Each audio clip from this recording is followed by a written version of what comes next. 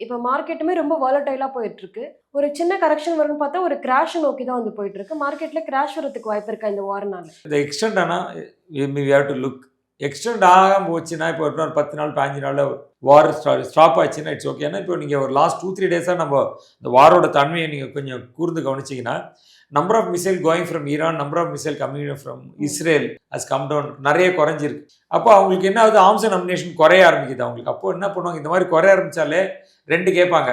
வேணாம், ஒரு வாரம் நாங்கள் பாஸ் பண்ணுறோம், ஈரான் நாளைக்கு எதுவும் பண்ணக்கூடாது ஒரு வாரத்துக்கு அப்படின்னு சொல்லலாம்.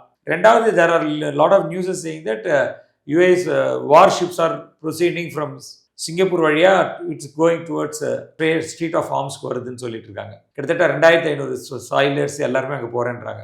இப்போ இது வந்து அவங்க இன்னைக்கு நைட்டோ நாளைக்கோ போய் அந்த இடத்துல ரீச் ஆயிடணும். அந்த ஸ்ட்ரைட் ஹோம்ஸ்க்கு, இவங்க ஸ்ட்ரீட் ஆஃப் ஹோம்ஸ்க்கு தே ஹேவ் டு ரீச்.